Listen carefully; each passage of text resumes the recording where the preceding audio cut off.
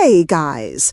Tonight we begin with an image that seems to capture everything wrong about the medieval world. A book chained to a desk like a prisoner chained to a wall.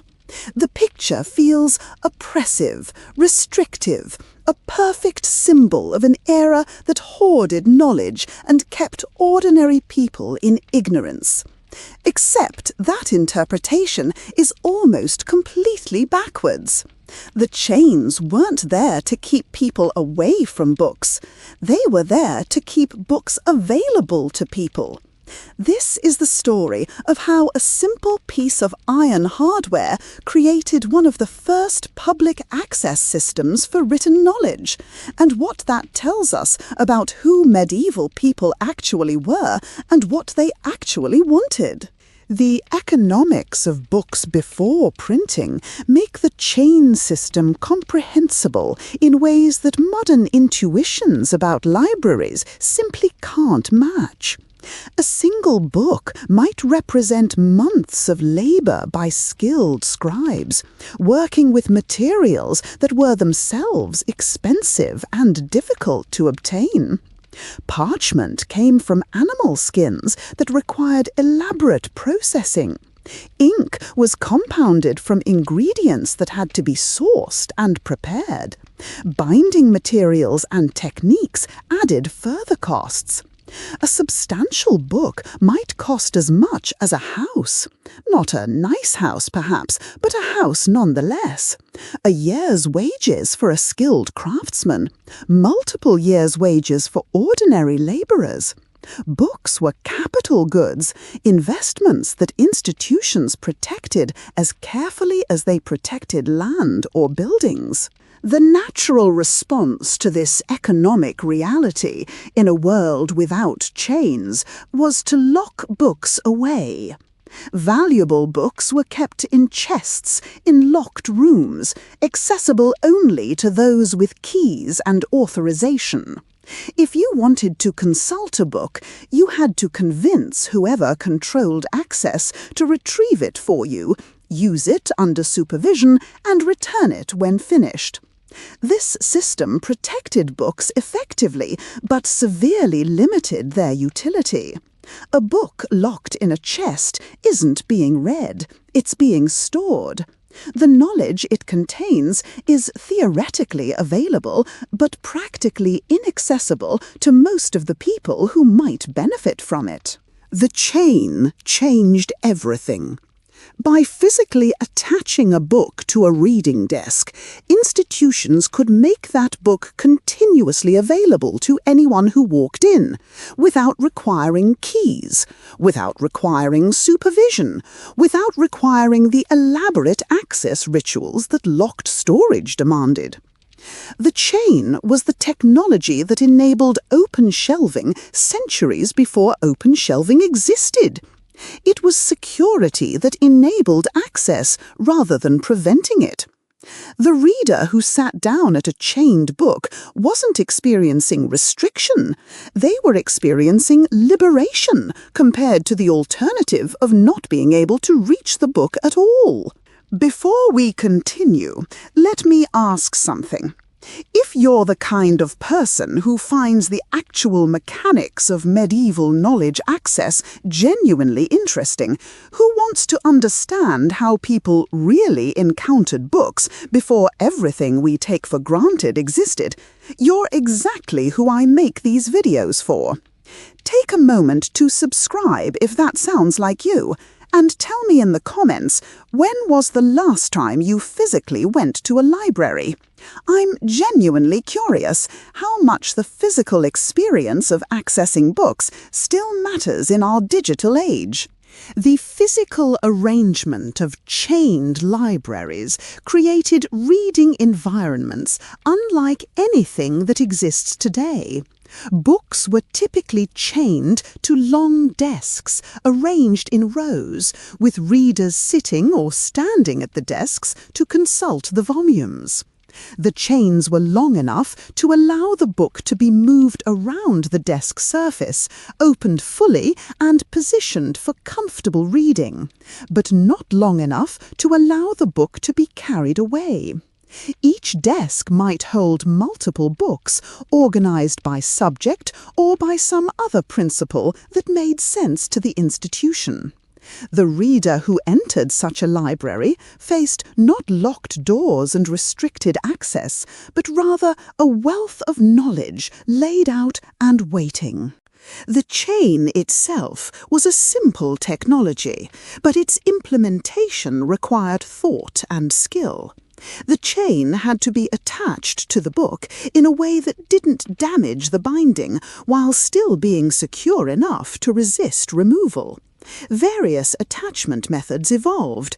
Some chains connected to the coverboards, others to metal fixtures built into the binding, still others to the desk itself, with the book attached by a ring that could slide along a bar.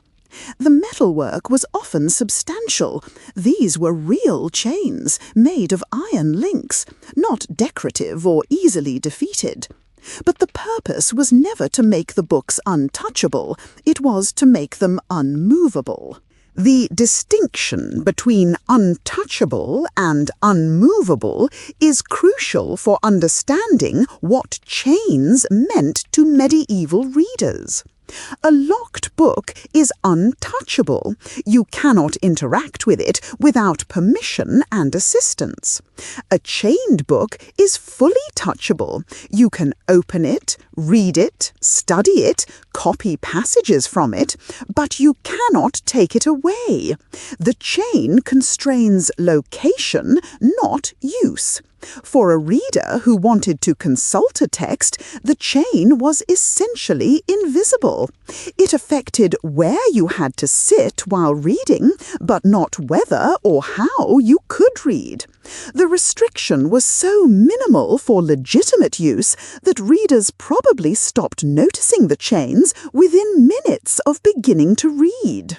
The institutions that implemented chained libraries were primarily ecclesiastical, cathedral chapters, monasteries, and later university colleges.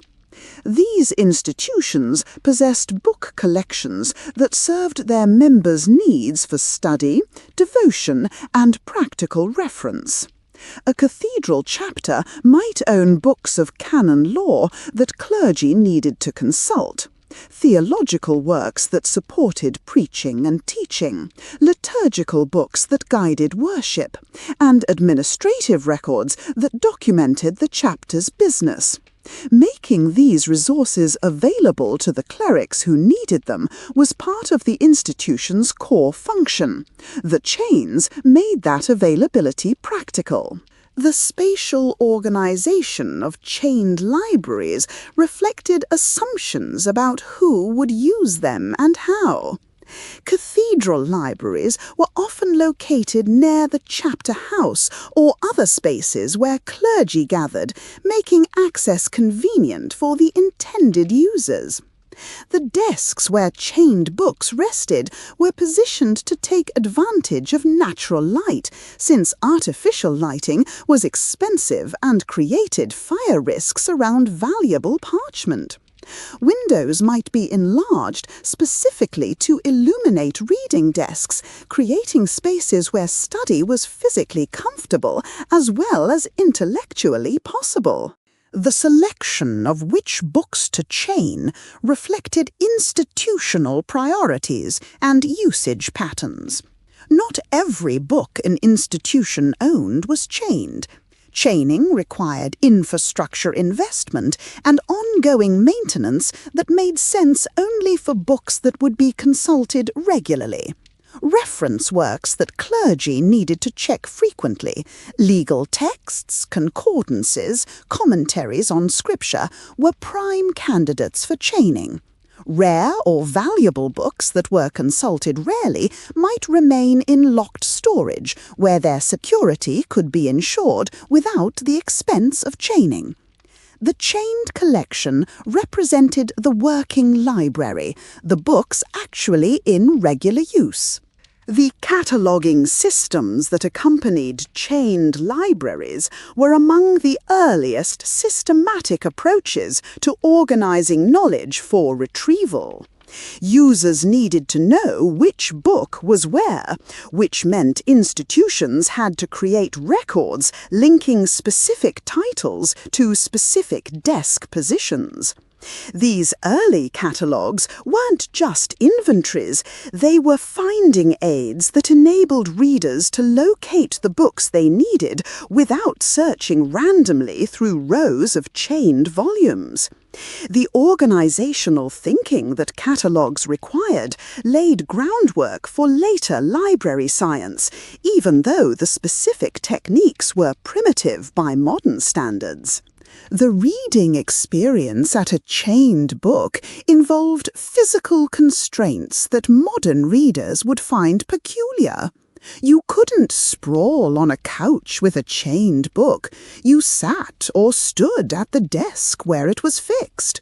You couldn't take notes in a separate room while consulting the text. You wrote at the same desk where the book rested. You couldn't easily compare passages from books chained at different desks. You had to either carry your notes between locations or trust your memory for comparisons. These constraints shaped how people studied, encouraging intensive engagement with single texts rather than the kind of comparative work that modern scholars take for granted. The copying of texts was affected by chain arrangements in complex ways. A scribe copying a chained exemplar had to work at the desk where that exemplar was fixed, which might not be the most convenient location for extended copying work. The workspace available at a chained desk might be cramped for the materials that copying required: the source text, the writing surface for the new copy, inks, pens, and other equipment. Some institutions developed solutions like copying stands that could be positioned near chained books, allowing scribes to work more efficiently while still consulting the fixed exemplar. The chain didn't prevent copying, it just required adaptation. The security that chains provided was not absolute, but it was substantial. A determined thief could certainly defeat a medieval chain given sufficient time and tools, but doing so would be obvious, noisy, and risky. The chain's security value lay primarily in its deterrent effect, and in the time it would take to defeat, which made theft from attended spaces essentially impossible, and theft from unattended spaces difficult and detectable. Books occasionally did disappear from chained libraries, but the rate of loss was far lower than institutions experienced with unchained collections that depended on locked storage and human vigilance alone. The maintenance of chained collections required ongoing attention that institutions had to organize and fund. Chains wore out, requiring repair or replacement.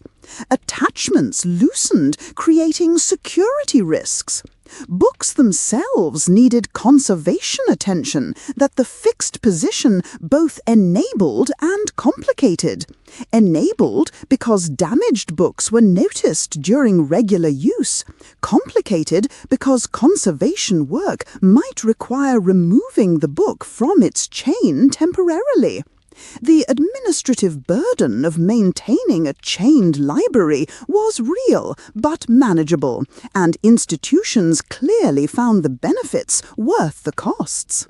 The theological and philosophical attitudes toward knowledge that medieval institutions held shaped how they thought about access and restriction. Christian tradition included strong threads emphasizing the importance of learning and the obligation to share knowledge. A monastery that hoarded books without making them available wasn't fulfilling its educational mission. It was merely accumulating property. The chain system reflected a genuine commitment to making knowledge accessible, even if that commitment was bounded by the economic and technological constraints of the era. The chains were not instruments of obscurantism, they were instruments of dissemination within limits set by resource scarcity. The social dimension of chained library use created communities of readers who encountered each other in the shared space of the library. Unlike private reading, which happens in isolation, reading at chained desks was inherently somewhat public. You could see who else was reading, what they were consulting, how they were engaging with texts. This visibility had both positive and negative aspects. Positive in creating opportunities for intellectual exchange, negative in limiting the privacy that some kinds of study require. The chained library was a social space as well as a repository, and the reading that happened there was shaped by that sociality. The expansion of chained libraries accelerated during the later medieval period, particularly in connection with the growth of universities. University colleges acquired book collections to support teaching and learning, and many implemented chain systems to make those collections available to fellows and students. The famous chained library at Merton College, Oxford, established patterns that other colleges emulated. The university context gave chains a specifically educational purpose. These weren't just books for general reference, but books intended to support systematic study according to defined curricula. The relationship between chained libraries and the manuscript trade was bidirectional.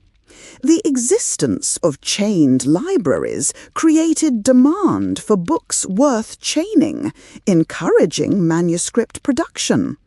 At the same time, the availability of chained exemplars facilitated the copying that produced new manuscripts, since scribes could consult reliable texts without having to borrow them from reluctant owners.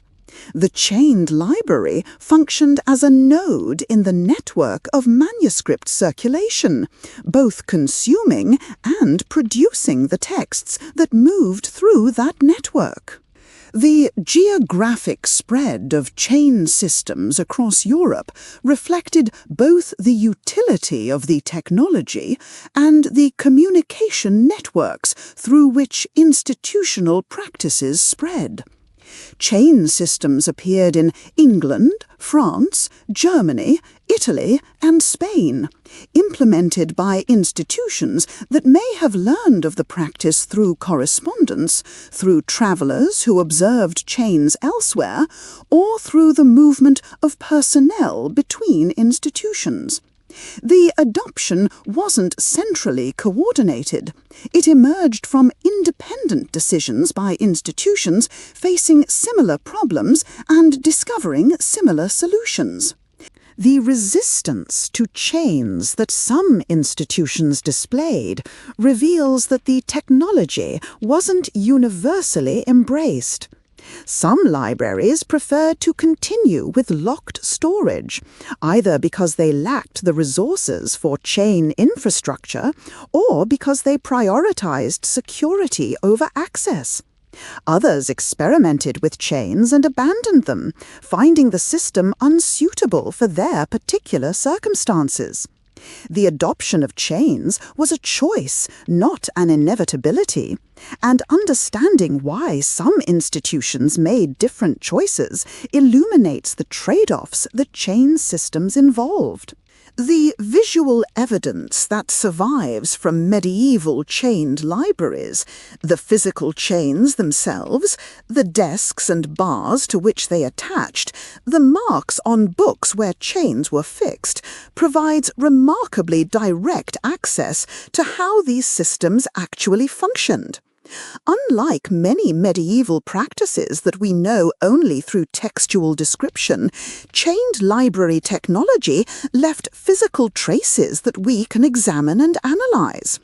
Some chained libraries survive intact, preserved as historical curiosities long after their functional life ended. These survivals allow us to experience something close to what medieval readers experienced, standing at desks where books still wait on their chains. The transition from chained libraries to other systems, a transition that printing would accelerate and eventually complete, began before Gutenberg and continued long after. The decline of chains didn't happen suddenly. It happened gradually as new technologies and new economics made chaining less necessary. But to understand that transition, we first need to understand fully how chains functioned at their height, what they enabled and what they couldn't do. That's where our story continues. The chains are waiting, and the books are open. Let's continue to the next part. The daily reality of using a chained library involved rituals and practices that shaped how medieval scholars engaged with texts. A reader entering such a space typically knew what they were looking for. This wasn't browsing in the modern sense, but purposeful consultation of specific works. The catalogue, posted near the entrance or memorized through repeated use, guided the reader to the appropriate desk. The physical approach to the book involved navigating rows of desks, finding the correct position, and settling into a space that would be home for as long as the reading session lasted. The chain clinked as the book was drawn closer, a sound that became part of the background texture of scholarly life. The lighting conditions in chained libraries determined when and how reading could happen. Without artificial light, or with only the expensive and dangerous options that candles and oil lamps provided, reading depended on daylight. This meant that library hours were essentially daytime hours, concentrated in the brighter parts of the day and the brighter parts of the year. Winter study was constrained. Even dedicated scholars found extended reading difficult when daylight faded by mid-afternoon. The orientation of desks toward windows wasn't just convenience, it was necessity. The architecture of knowledge access was fundamentally shaped by the architecture of natural light. The physical posture of reading at chained desks affected how scholars experienced texts over extended periods. Standing desks, which were common, created different bodily relationships to reading than seated positions. Scholars might stand for hours, developing the stamina that sustained scholarship required. Those who preferred to sit might bring stools or benches, creating informal furniture arrangements around the formal infrastructure of desks and chains. The body was always implicated in reading, not floating disembodied above the text, but grounded in physical space, subject to fatigue, discomfort, and the need for breaks that refreshed both mind and muscles. The note-taking practices that chained libraries enabled and constrained shaped how medieval scholarship was produced. A scholar copying passages needed to write at the same desk where the chained book rested, which required managing multiple materials in limited space. Some developed shorthand systems that allowed rapid capture of key points. Others wrote full transcriptions that could be consulted later without returning to the chained original. The technology of note-taking, wax tablets for temporary recording, parchment or paper for permanent notes, had to work within the constraints that chains imposed. Scholarly productivity depended partly on efficient techniques for extracting value from chained sources. The comparison of texts, which is fundamental to serious scholarship, was complicated by the fixed positions of chained books. A scholar wanting to compare two passages from books chained at different desks couldn't simply lay the books side by side. Instead, they had to rely on notes carried between locations, on memory, or on the assistance of a colleague who could call out passages from one desk while the scholar examined another. Collaborative reading emerged partly from these constraints, with pairs or groups of scholars dividing labour in ways that single readers couldn't manage. The chains shaped not just individual reading, but the social organisation of intellectual work. The disputes that arose over access to chained books reveal both the value placed on the books and the tensions that limited access could create. When multiple readers wanted the same book simultaneously, some system for resolving conflicts was necessary. Institutional rules might specify priority: senior scholars before junior, residents before visitors, certain hours reserved to certain users. Informal norms also developed: waiting patiently rather than hovering aggressively, limiting session length during busy periods, yielding gracefully when someone with urgent need appeared. The chained library was a shared resource, and like all shared resources, it required governance. If you're appreciating this exploration of how the physical reality of chains shaped intellectual life, how technology and scholarship intertwined in ways we've forgotten, that's exactly why I make these videos. The subscribe button is there if you want more of these recoveries of lost worlds. The curses inscribed in some chained books added supernatural protection to physical security. Book curses threatened divine punishment for anyone who stole or damaged the volume, invoking damnation, disease, and death for transgressors. These weren't empty threats in a society that took spiritual consequences seriously. The curse functioned as real deterrent for readers who believed that God would punish book thieves. The combination of chain and curse represented layered security, physical and spiritual, that reflected the era's comprehensive approach to protecting valuable property. The damage that chained books sustained over years of use tells stories about how they were actually handled. Wear patterns on pages reveal which sections were consulted most frequently. Stains and marginalia reveal how readers interacted with texts. Damage to bindings reveals the stresses that repeated opening and closing created. The chain attachment points themselves often show wear, the constant movement of the chain gradually affecting the materials it touched.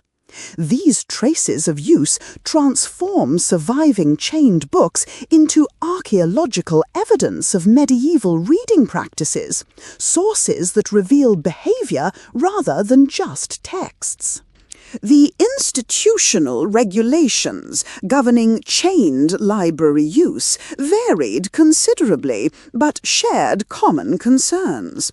Rules typically specified who could access the library, during what hours, and under what conditions. Some institutions restricted access to members only. Others allowed broader use with appropriate permissions. Rules about behaviour in the library, silence, careful handling of books, no food or drink, enforced norms that protected both books and readers. The existence of such rules implies their violation. People apparently did talk too loudly, handle books carelessly, and attempt to bring refreshments into reading spaces. Libraries have always struggled with user behaviour. The relationship between chained libraries and the broader economy of book lending reveals that chains represented one approach among several. Books could also be lent out under various security arrangements. Deposits that exceeded the book's value, guarantees from credit-worthy borrowers, elaborate paperwork documenting loans and creating accountability. Lending extended access beyond the physical library space, but also increased risk of loss or damage. Institutions balanced chaining and lending according to their assessment of which books could safely circulate and which needed the protection that chains provided. The scholarly networks that connected users of chained libraries extended across institutions and across regions.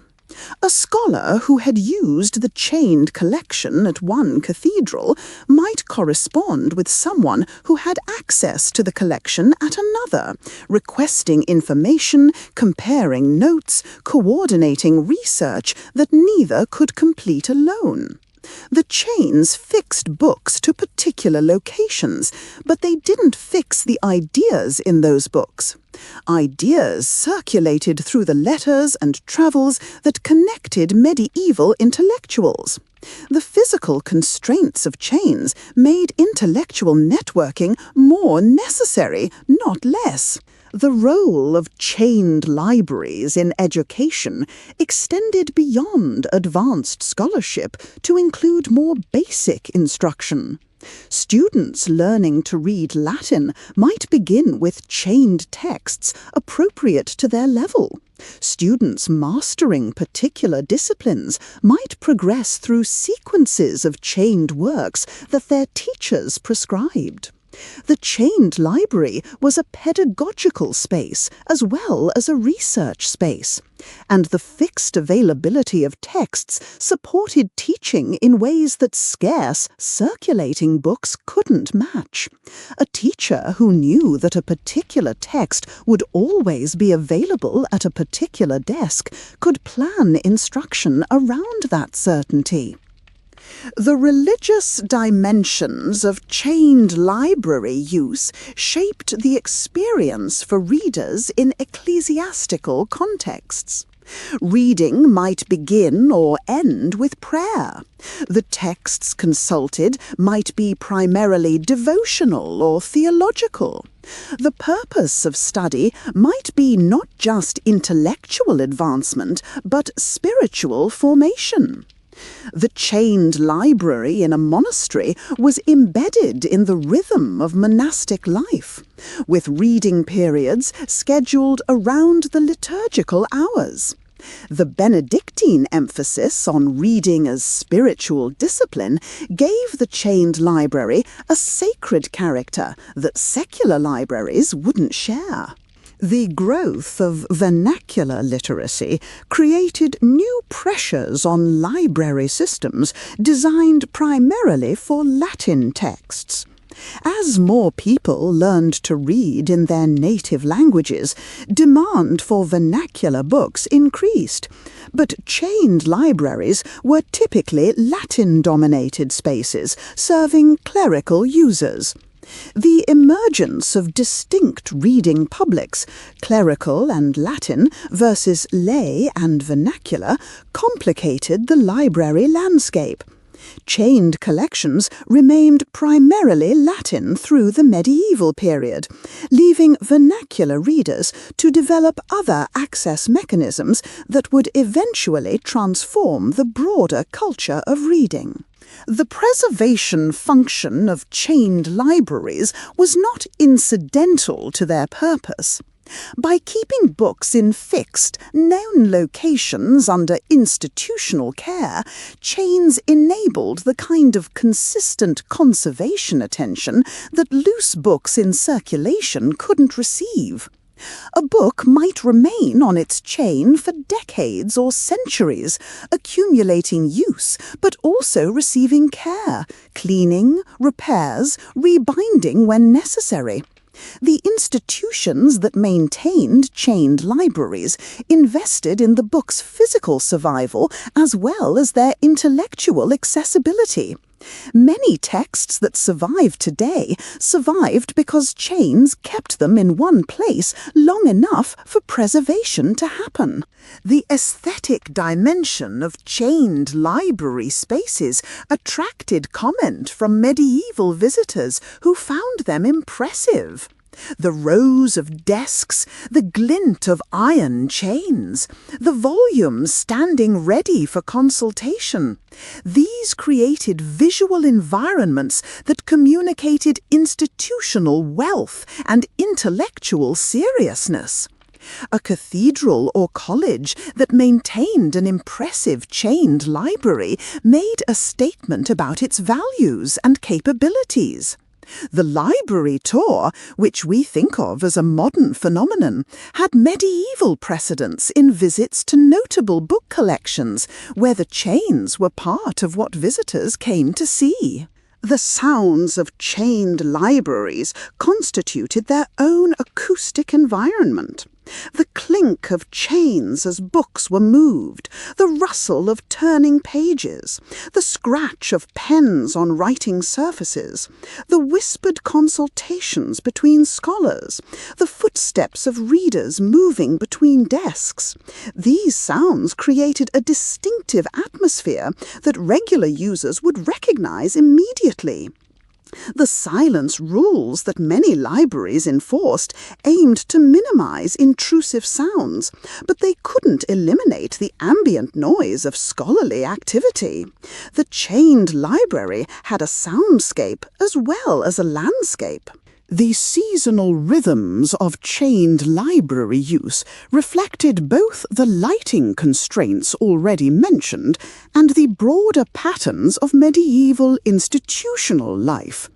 Academic calendars concentrated intensive study in certain periods. Liturgical calendars created demands for particular texts at particular times. Agricultural calendars affected when people had leisure for reading. The chained library wasn't used uniformly through the year, but experienced peaks and valleys of activity that followed these various rhythms. Understanding when the library was busy and when it was quiet helps explain why certain books were chained while others weren't. The role of librarians, or their equivalents, in managing chained collections involved responsibilities quite different from modern librarianship. Someone had to maintain the catalogue, ensure chains remained secure, manage access during open hours, and coordinate with those responsible for book conservation.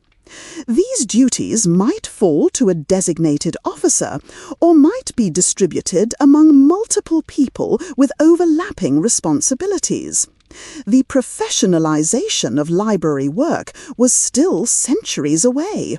The custodians of medieval chained libraries were amateurs in the original sense, people who undertook the work out of love and duty rather than specialized training. The theft that did occur from chained libraries, despite all protections, reveals both the limits of physical security and the motivations that drove people to steal books.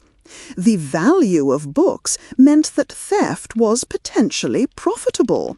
The difficulty of detection meant that some thieves got away with their crimes. The weakness of enforcement in many contexts meant that even detected thieves might escape serious punishment. The thieves themselves were often insiders, clergy or students who had legitimate access and abused it, rather than outsiders who broke in. The chain protected against opportunistic theft. It was less effective against determined and patient criminals. The integration of new acquisitions into chained collections required decisions about where to place books and whether to chain them at all. An institution that received a gift or bequest of books had to evaluate each volume. Was it suitable for the chained collection? Where should it be placed in the subject organization? Did it duplicate texts already chained? These decisions shaped the collection's evolution, as new materials either reinforced existing strengths or opened new areas. The chained library wasn't a static institution. It grew and changed as books were added and occasionally removed. The relationship between chained libraries and the emerging culture of private book ownership was complex. As more individuals acquired personal book collections, the relative importance of institutional collections shifted. A scholar with their own books might need the chained library less or might use it differently. For reference works they couldn't afford personally, for texts too specialized to justify individual purchase, for confirmation of readings in their own copies. The growth of private ownership didn't immediately displace chained libraries, but it began a transformation that would accelerate dramatically after printing made books affordable. The humanist scholars of the Renaissance brought new attitudes toward books and libraries that affected how chained collections were perceived. Humanists emphasized the recovery of ancient texts, the correction of corrupted readings, and the expansion of classical learning, all projects that required extensive access to manuscripts. The chained libraries of medieval institutions contained treasures that humanists wanted to exploit, but the chains and the institutional contexts that surrounded them could be obstacles. Tensions between humanist scholars seeking access and conservative institutions protecting their collections feature in numerous Renaissance anecdotes about books and learning. The physical deterioration of chain systems over centuries of use eventually rendered some installations non-functional. Chains rusted and broke, desks decayed, attachment points failed. Institutions faced choices about whether to repair, replace, or abandon their chaining infrastructure. The costs of maintenance had to be weighed against the declining rationale for chains as other security mechanisms became available, and as book values shifted.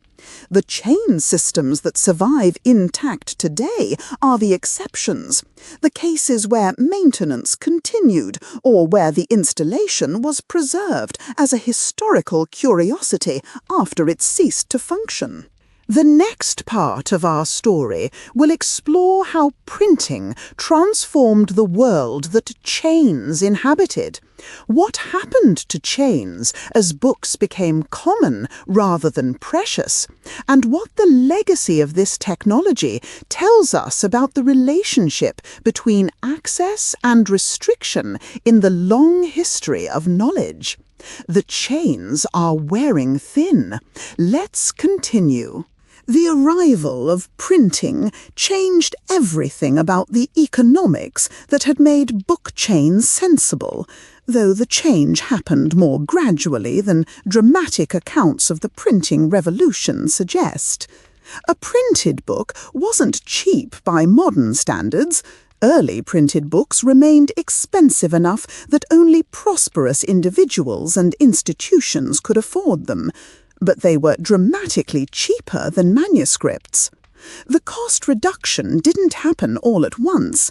It accumulated over decades as printing technology improved, as production scaled up, and as competition among printers drove prices down. But the trajectory was clear. Books were becoming ordinary goods rather than extraordinary ones. The response of chained libraries to this transformation varied by institution and by context.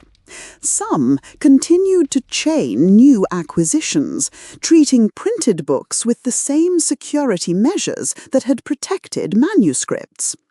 Others began to distinguish between materials that warranted chaining and materials that could be managed differently. The decision often came down to specific book values rather than categorical rules. A particularly expensive printed book might be chained, while a cheap one might circulate freely or be shelved unchained. The uniformity that had characterized manuscript-era chains gave way to mixed approaches that reflected the new complexity of book economics.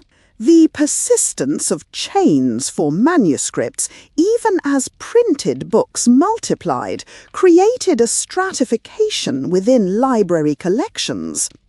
The chained sections increasingly became specialized spaces for old and valuable materials, while the growing collections of printed books occupied different spaces under different management regimes. This differentiation eventually evolved into the distinct categories that modern libraries maintain: rare books and special collections with their heightened security versus general collections with their emphasis on circulation and access. The chain didn't disappear. It transformed into other mechanisms that served similar functions for materials that warranted protection. The physical removal of chains from many libraries during the 17th, 18th, and 19th centuries marked the end of chaining as a practical technology. Some institutions removed chains to make way for new shelving systems that were incompatible with the old desk and chain arrangements. Others removed chains because they no longer served any purpose. The books were either too cheap to need such protection or were being managed through other means. The removal was often undocumented, happening as routine maintenance rather than as policy decisions worthy of record. The chains simply disappeared, leaving only the marks of their former presence on books and furniture. Thank you for spending this time with me tonight. If this exploration of how a simple piece of iron enabled access to knowledge, how the chain that looks like restriction was actually liberation, has changed how you think about technology and access, I'd be grateful if you'd subscribe and share your thoughts. What technologies do we use today that will seem as paradoxical to future generations as chains seem to us? What restrictions enable what freedoms? I read every single comment, and I'm genuinely curious what resonates. The preservation of certain chained libraries as historical monuments began in the 19th century, when antiquarian interest in medieval practices led to appreciation of chains as artifacts rather than as functional technology. The chained library at Hereford Cathedral, the chained libraries at certain Oxford and Cambridge colleges, and scattered examples elsewhere were recognised as worth preserving precisely because they had become unusual. The tourist who visits these preserved libraries today experiences a space that medieval users would have found entirely ordinary. The ordinariness was the point, but time has transformed it into something remarkable. The scholarly attention to chained libraries as objects of historical study emerged alongside this preservation movement. Historians of books and libraries began to examine chains as technologies, asking questions about when they appeared, how they spread, what variations existed, and why they eventually disappeared. The chains that had been invisible to their users, just part of the furniture of intellectual life, became visible as historical phenomena worthy of explanation. The research continues today, with scholars examining surviving examples and documentary evidence to reconstruct practices that participants rarely bothered to describe because they seemed unremarkable. The metaphorical resonance of book chains has outlasted their practical utility. When we speak of being chained to something, we typically mean restricted, trapped, limited. The actual history of book chains inverts this metaphor. The chains freed knowledge from the locked chests that would otherwise have imprisoned it. The liberation through limitation, the access enabled by restraint, challenges easy assumptions about what freedom means. Sometimes the constraint that seems oppressive is actually the condition of possibility for something valuable. The chain teaches this lesson if we're willing to learn it. The broader history of access to knowledge shows that every era develops technologies appropriate to its circumstances, and that those technologies inevitably carry trade-offs.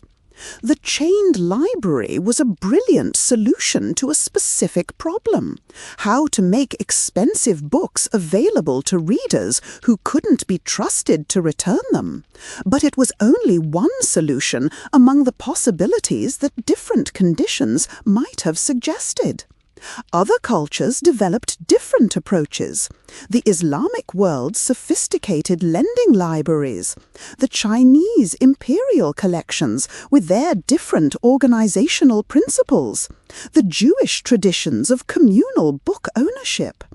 The chain was European and Christian. Other traditions found other ways. The transition from chained libraries to circulating libraries represents a fundamental shift in how societies think about the relationship between ownership and access. Chained books remained institutionally owned while becoming freely accessible for reading. They could be used but not taken. Circulating libraries separated the books from the institution for limited periods, extending access beyond the library building, but also extending risk.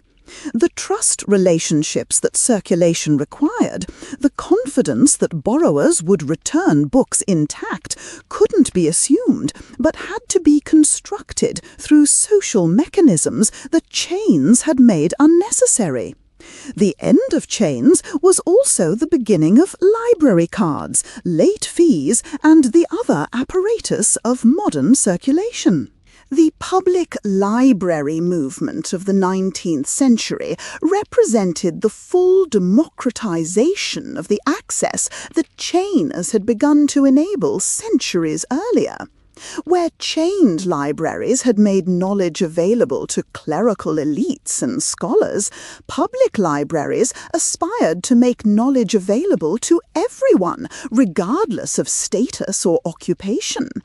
The chain's restriction to a reading room expanded into lending that brought books into homes. The chain's limitation to institutional members expanded into universal public access. The public library wasn't a return to pre-chain conditions. It was the extension of chain principles, open shelving, free access, books waiting for readers, to the entire population. The digital transformation of libraries that we're living through today raises questions that the history of chains makes newly legible. When books become digital files, what counts as access? When reading can happen anywhere, does location still matter? When copies can be made infinitely, does scarcity still constrain distribution? The physical chains that attached books to desks seem maximally irrelevant to digital reading. But the conceptual chains, the restrictions on copying, the limitations on access, the controls that platforms impose, suggest that chains haven't disappeared so much as metamorphose. We still argue about who can access what knowledge under what conditions. The digital rights management systems that control access to e-books represent one contemporary descendant of the chain. Like medieval chains, DRM restricts what readers can do with texts without restricting reading itself. You can read the e-book, you can't give it away, can't copy it freely, can't transfer it between platforms. The restriction enables a business model that makes certain books available. Without that restriction, publishers argue the books wouldn't be published at all. Whether this argument is correct remains contested, but the structural parallel to medieval chains is clear. Restriction as condition of access, limitation enabling availability. The open access movement in scholarly publishing represents a different digital descendant of chain thinking. When researchers demand that their work be freely available to anyone who wants to read it, they're extending the chain's promise of open shelving access to the global scale that digital distribution makes possible. The open access article that anyone can read without payment or registration fulfills the chain's purpose, making knowledge available through means the chain couldn't have imagined. The chain democratized access within a reading room. Open access democratizes access across the connected world. The subscription models that dominate digital access to scholarship and journalism echo the institutional memberships that governed who could enter medieval chained libraries. Then, as now, access came through affiliation. You could read because you belonged to an institution that had paid for the privilege. The individual reader without institutional backing faced barriers then and faces barriers now. The democratization that public libraries achieved for physical books has been only partially extended to digital materials. The chains around digital knowledge remain tighter than the chains around physical books have been for over a century. The physical experience of reading continues to matter even as digital reading expands. Studies consistently show that reading comprehension and retention differ between screen and page, that the physicality of books affects how readers engage with texts. That the absence of chain-like constraints on digital reading, the ability to be constantly distracted, to abandon texts easily, to never quite commit to the patient attention that difficult reading requires, changes what reading accomplishes. The medieval scholar who sat at a chained desk, unable to wander away, forced to engage with the text before them, experienced something that digital readers must now choose deliberately rather than accepting by default. The architecture of knowledge access that chains embodied books organized by subject, available during institutional hours, requiring physical presence for use, persists in research libraries even today. Walk into a major research library and you'll find arrangements that medieval visitors would recognize. Books organized by classification system, reading rooms with desks, special collections requiring permission, staff mediating between collections and users. The chains are gone, but the institutional scaffolding that chains supported has proven remarkably durable. We build our knowledge access systems on foundations laid centuries ago. The survival of certain chained libraries as functioning spaces rather than merely preserved monuments deserves emphasis. At Hereford Cathedral, scholars still occasionally consult the chained collection for research purposes, experiencing something like what medieval readers experienced. These uses are exceptional now. Most research happens elsewhere through other means, but they maintain a living connection to practices that might otherwise exist only in historical imagination. The chains clink, the books wait, the dust of centuries. These sensory experiences connect present readers to past readers across the gap of time. The broader lesson of book chains concerns the relationship between technology and purpose. The chains weren't designed for their own sake. They were designed to solve a problem. When the problem changed, when books became cheap enough that chains weren't needed, the chains became obsolete. But the purpose they served didn't become obsolete. It evolved and found new expressions appropriate to new conditions. Every technology we use today will eventually become as outdated as chains, but the purposes those technologies serve will likely persist, finding new expressions we can't predict. The chain teaches humility about our own moment's technologies and confidence about our persistent purposes.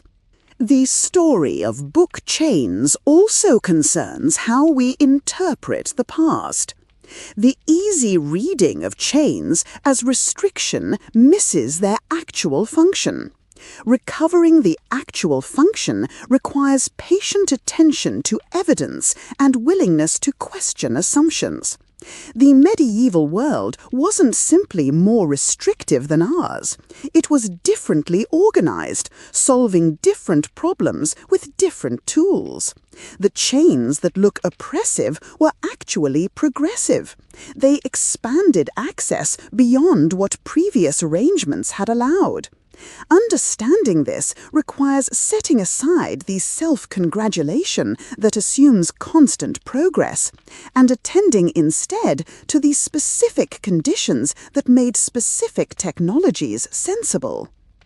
What remains after the chains are gone is the idea that knowledge should be accessible. The monasteries and cathedrals that built chained libraries were making a statement about what books were for. Not for hoarding, but for use. Not for locking away, but for making available. That statement persists today in public libraries and open access repositories, in Wikipedia and free online courses, in every institution that treats knowledge as a common good rather than a private possession. The chains rusted and broke, but the commitment they represented continues. The books wait on their chains no longer. Or rather, they wait on chains we don't call chains, chains we don't see as chains, chains we accept as simply how things are. The history of book chains invites us to look at our own access technologies with fresh eyes, asking what they enable and what they prevent, what purposes they serve and what costs they impose. The medieval readers who sat at chained desks probably didn't think much about the chains. They were just the furniture of intellectual life. Our equivalents are equally invisible to us, equally accepted, equally worthy of examination. The chain teaches us to look. And with that, our story concludes. The library is closing, the reading room is empty, and the chained books rest untouched until tomorrow. Thank you for spending these hours exploring how a simple piece of iron transformed access to knowledge, how restriction enabled freedom, and how technologies we no longer use shaped the world we still inhabit. The next time you walk into a library, any library, perhaps you'll think of the chains that made free access possible. Until next time, keep reading, keep questioning, and keep looking for the invisible chains that structure our own access to what we need to know.